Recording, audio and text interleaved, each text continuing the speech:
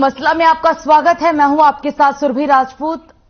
18 जनवरी को शुरू हुआ भारतीय किसानों का प्रदर्शन जारी है। आज प्रदर्शन का तीसरा दिन है। दिल्ली के जंतर मंतर में भारत के 30 पहलवानों ने बुधवार को प्रदर्शन शुरू किया था। अब उनके समर्थन में कई अन्य पहलवान और कुश्ती कोच भी आ गए हैं। पहलवानों की मांग है कि बृजभूषण सिंह को हटाया जाए और कुश्ती संघ को खत्म करके नए संघ का निर्माण किया जाए। भारतीय कुश्ती संघ के खिलाफ धरने पर बैठे पहलवान खेल मंत्री अनुराग ठाकुर से मिलने उनके आवास पर भी पहुंचे थे। आपको बता दें कि पहलवानों को उम्मीद भी है कि आज उनके मामलों का निपटारा हो जाएगा, लेकिन सरकार भी जल्द से जल्द इस धरने को खत्म कराना चाह रही है। लेकिन इसी बीच आज बृजभूषण सिंह ने कहा कि इस मामले पर मैंने पीएमओ और गृह मंत्री से कोई बात नहीं की है, इस्तीफा देने का कोई सवाल नहीं उठता। वहीं बृजभूषण सिंह ने कहा कि मैं बयान दूंगा तो सुनामी आ जाएगी, किसी की दया से नहीं बना हूं, चुनकर आया हूं। तो ये बड़ा बयान आज बृजभूषण सिंह ने दिया है। मीडिया में फेडरेशन हमारे बारे में इतना नेगेटिव निकलवाती है, मीडिया में हम एथलीट पे कितना मेंटली मतलब इफेक्ट करता होगा उस चीज का। क्या किसी भी फेडरेशन ने इस चीज का कभी रिस्पॉन्सिबिलिटी लिया कि हम एथलीट का मेंटल स्टेटस हम जाने कि क्या है, क्या नहीं है, किस लेवल का है। ओलंपिक में जो मेरे साथ हुआ था, मैं आप सबको पता है, मैंने इसमें डाला था कि मेरे साथ क्या क्या हुआ था। मेरे साथ कोई फिजियो नहीं था। क्या उस टाइम पे हम 4 महिला खिलाड़ियों के साथ में फिजियो जाना जरूरी था या अध्यक्ष जी का जाना ओलंपिक विलेज में जरूरी था? नेशनल कैंप्स में जो कोचेज होते हैं, सभी कोच नहीं है उसमें, लेकिन कुछ कोचेज हैं जो फेडरेशन के खास हैं, जो खुद शोषण करते हैं, महिला कोचों के साथ में गलत व्यवहार करते हैं। उसकी मैंने आवाज उठाई है इस बार।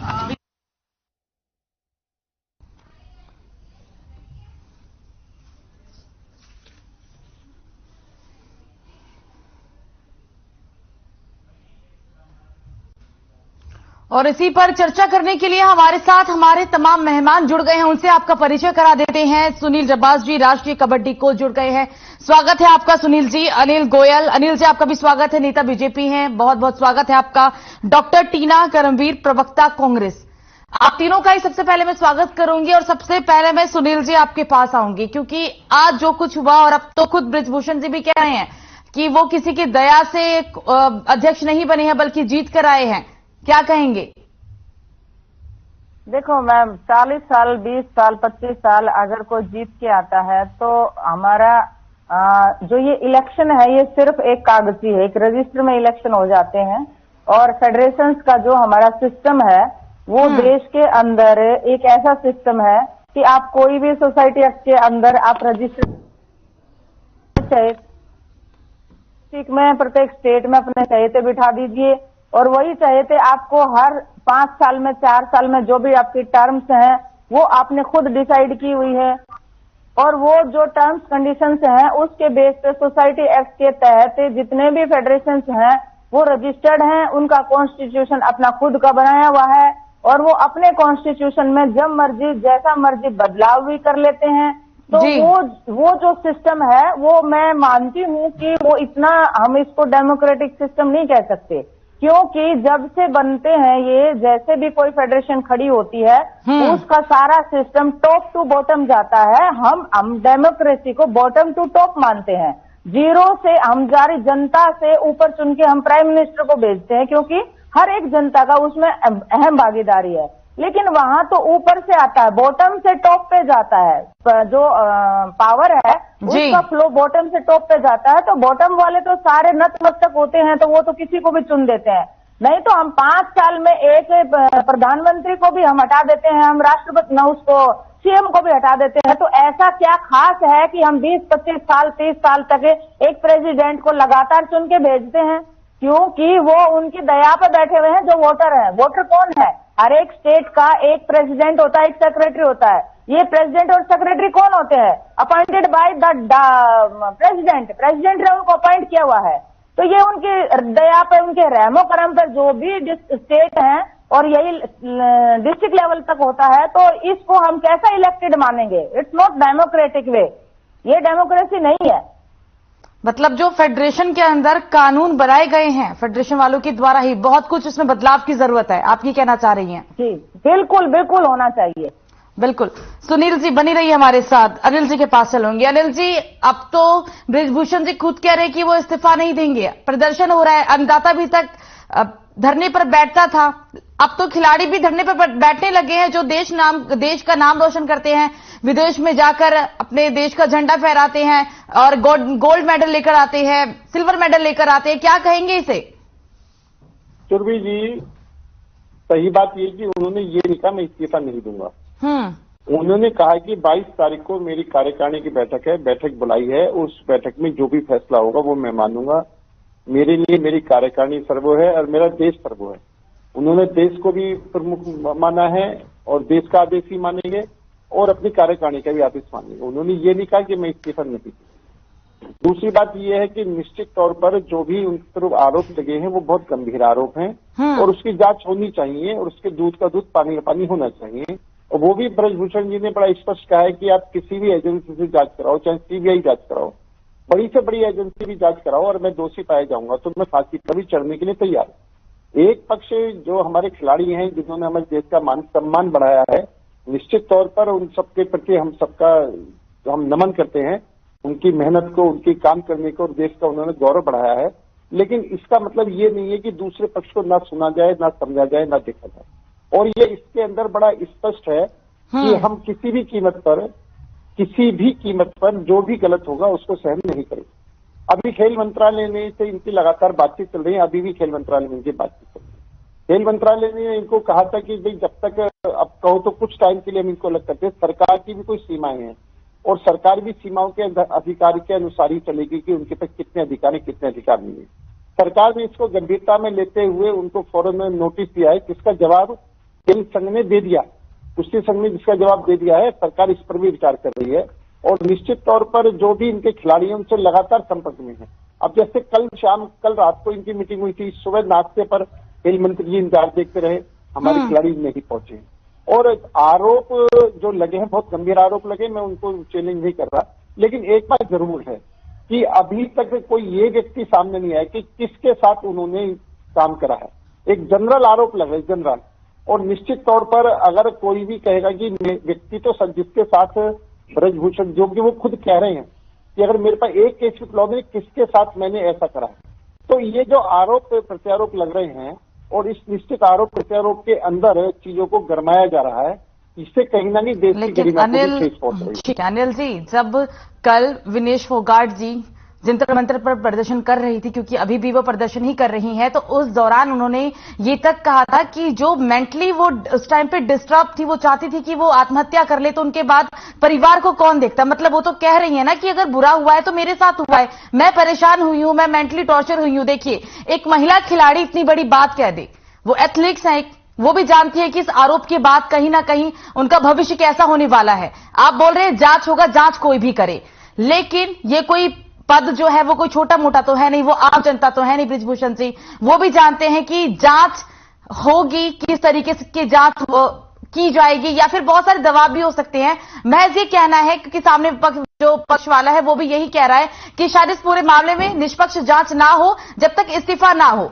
नहीं होता तो इस्तीफा क्यों नहीं, क्योंकि वो तो खुद कहते हैं कि मैं चुनकर आया हूं, मैं जीत कर आया हूं, मैं मुंह खोलूंगा तो सुनामी आ जाएगी। कौन सा मुंह खोलना है उन्हें?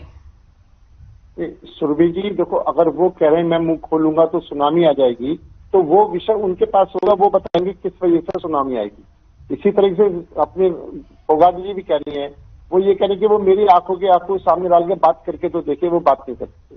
अभी ये दोनों कह रहे हैं और हमने दोनों को सुनो, इनके अंदर में क्या है, इनके अंदर क्या बात है, वो तो जब ये आमने सामने आएंगे तो बात होगी। लेकिन एक बात और है कि जो एक पक्ष है, एक पक्ष है कोई नरसिंह यादव है, उन्होंने क्या कहा है कि पूरे देश के खिलाड़ियों को आगे बढ़ने का मौका अगर कोई दे रहा है तो उसमें अगर मानो किसी सीमित लोगों के अंदर प्रतिभाओं को करना, एक पूरे हिंदुस्तान की प्रतिभा को बाहर करना, अगर ये सब भी है तो ये सब एक सोचने और देखने का विषय कि कहीं ऐसा तो नहीं है कि हम कहीं ना कहीं किसी शिकंजे में तो फंसते नहीं जा रहे हैं, कहीं ना किसी के बहकावे में आकर ये चीजें खराब तो नहीं हो रही है। तो ये भी एक इस पर सोचने का विषय है। और उसमें जब देखो आरोप जो भी लगा रहे हैं, और उस आरोप के लिए बृजभूषण जी हर आरोप की जांच के लिए तैयार हैं और निश्चित तौर पर हर सजा भुगतने के लिए तैयार हैं। तो इसके लिए आप कम से कम जैसे उन्होंने आज अपनी रिपोर्ट दी है तो खेल मंत्रालय को उस रिपोर्ट पर स्टडी करने दो और उसके ऊपर एक्शन अपने आप होगा। मैं एक बात आपके चैनल के माध्यम से स्पष्ट करना चाहता हूं कि भारतीय जनता पार्टी की सरकार किसी भी अपराधी को व किसी भी किस्म का अपराध और कोई भी अपराधी हो और वो कितने भी बड़े से अपराध व्यक्ति क्यों ना हो, उसके साथ कोई रियायत नहीं बरती जाएगी। और ये हमारे खिलाड़ियों के सम्मान का मामला है।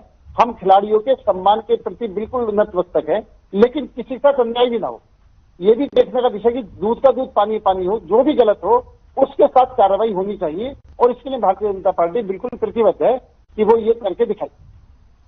ठीक है, आप हमारे साथ बने रहेगा। एक और मेहमान हमारे साथ है, टीना करमवीर जी जुड़ चुकी हैं। टीना जी, आपसे मेरा यही सवाल रहेगा, क्योंकि जो खिलाड़ियों ने भी कहा है कि उनकी सरकार से कोई नाराजगी नहीं है, वो पूरा भरोसा करते हैं कि उन्हें न्याय मिलेगा। दूसरी ओर जो आज बयान आया, जो बृजभूषण जी ने कहा कि मैं कोई बयान अगर देता हूं तो सुनामी भी आ जाएगी, मैं जीत कर आया हूं, इस बयान को आप कैसे देखते हैं? और क्योंकि नहीं तो बीजेपी नेता कह ही चुके हैं कि मामले में निष्पक्ष जांच होगी, न्याय मिलेगा, दूध का दूध और पानी का पानी होगा। देखिए, हम भाजपा से तो न्याय की उम्मीद कर ही नहीं सकते, क्योंकि हम इस देश में हमने देखा है कुलदीप सेंगर और न जाने कितने ऐसे इससे पहले भी केस रहे हैं जिसमें अभी तक कोई ठीक से कार्रवाई नहीं की गई। आप देखेंगे कि जिस तरीके से संदीप सिंह का जो हरियाणा में पहले मामला था महिला कोच को लेकर, उस मामले में भी कोई खास इनकी रिपोर्ट सामने नहीं आई है। मुख्यमंत्री जी साफ साफ तौर पर उनका बचाव करते आए हैं और उनके नेताओं भी उनके बचाव करते आ रहे, जो कि भाजपा में उनको इस्तीफा दे देना चाहिए था नैतिकता के आधार पर। लेकिन जिस तरीके से बृजभूषण जी कह रहे हैं कि ये मैं कुछ ऐसा बोलूंगा कि सुनामी आ जाएंगी, तो ये डराने धमकाने का काम खिलाड़ियों के साथ ना करे, क्योंकि ये कोई आम लड़कियां नहीं है कि कोई झूठ की आ गई और जंतर मंतर पर धरना देने लग गई। इन्होंने देश का मान बढ़ाया है, नाम रोशन किया है और अब इनकी बात इसलिए सुनी जा रही है। सोचिए आप, मैं तो इस बात पर चिंतित हूं कि कोई आम लड़की के साथ अगर ऐसा होता है तब उसकी न्याय की तो उम्मीद ही नहीं कर सकते। यहाँ हमें कम से कम एक उम्मीद नजर आ रही है, क्योंकि देश के प्रधानमंत्री ने भी उनको एक समय में एक से 1.5 साल पहले की बात है, जब उन्होंने आश्वासन दिया था कि हाँ, मैं तो आपके पेरेंट्स को भी जानता हूँ, मिलता हूँ, मैं इस पे ठीक से कार्रवाई करूंगा। लेकिन आज तक भी कार्रवाई नहीं हो पाई। लेकिन हमें उम्मीद है कि हो सकता है कि मुख्य प्रधानमंत्री जी इस पर इन लड़कियों को न्याय दे, महिलाओं को, और जो उनकी मांगे हैं, जिस तरीके से खिलाड़ी कह रहे हैं कि बृजभूषण को तुरंत इस्तीफा दे देना चाहिए, तो वो करना चाहिए था। 72 घंटे भी मुझे लगता है कि बहुत ज्यादा समय दिया गया उनको। 12 घंटे के अंदर अंदर इस पर इसको कर देना चाहिए था, क्योंकि अब तो ये सबूत जुटा लेंगे इनके खिलाफ ही। तो इसको ये समझने की जरूरत है कि बीजेपी जो है वो उससे हमें अपनी बेटियां बचानी है, ना कि ये जो बेटी बचाओ बेटी पढ़ाओ जैसा नारा दे रहे थे, खोखला नारा। अब आखिरकार जनता को समझ में आया कि जिस तरीके से कितनी पीड़ा से ये लोग गुजर रहे थे, इसको भी समझने की जरूरत है। लगातार स्पोर्ट्स में हम देखते हैं कि कितनी मेहनत से, खासकर महिला वर्ग की कोई अगर आती है तो उसको कितने उल्हाने मिलते हैं समाज से, कितने उनको ताने सुनने को मिलते हैं, फिर वो इस मुकाम पर पहुंचती हैं और उस मुकाम पर पहुंचने के बाद उनको क्या हासिल हुआ।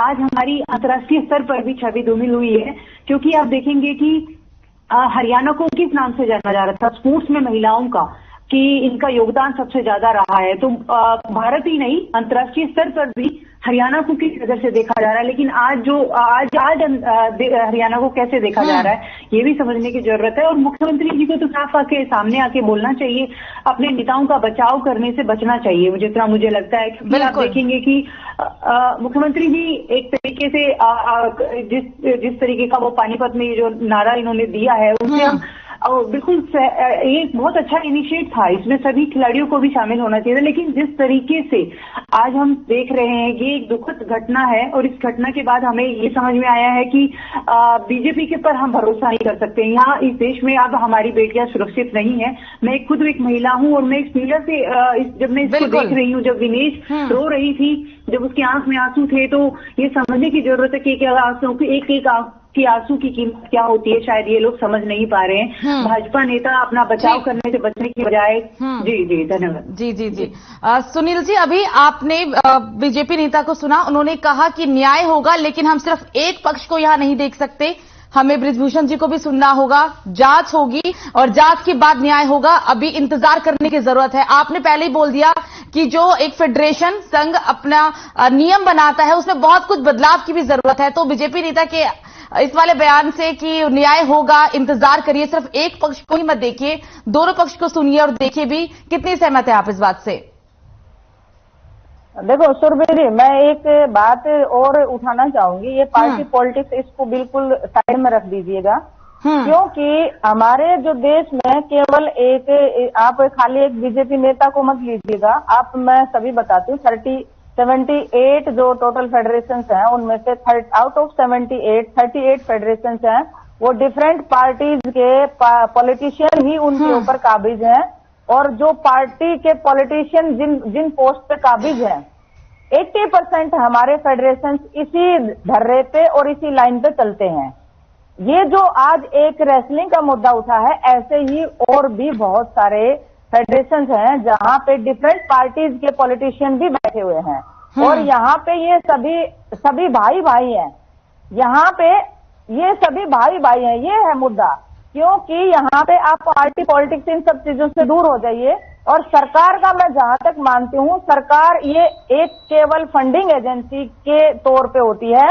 यहाँ पे सरकार का रोल बहुत कम है, क्योंकि जब भी कोई फेडरेशन है बना हुआ है वो सभी ऑटोनोमस बॉडीज हैं और ऑटोनोमस बॉडीज हैं, उनके अपने कायदे कानून रूल रेगुलेशन और अपनी डिक्टेटरशिप है जिसके बिहाफ पे वो कुछ भी करते हैं। इसीलिए हमारे देश में एक भी खिलाड़ी एक शब्द बोलने से इसलिए डरता है क्योंकि उनको ये पता है कि आगे 5 साल, 10 साल, 15 साल, 20 साल, 40 साल यही आदमी रहेगा, ये रहेगा, फिर उसके बाद उसकी बेटा बहू कोई और बन जाएगा। ठीक है, लेकिन तो मुझे लगता है कि सिस्टम के अंदर जो एक ड्रॉबैक है, एक तो उस पर ध्यान देने की जरूरत है।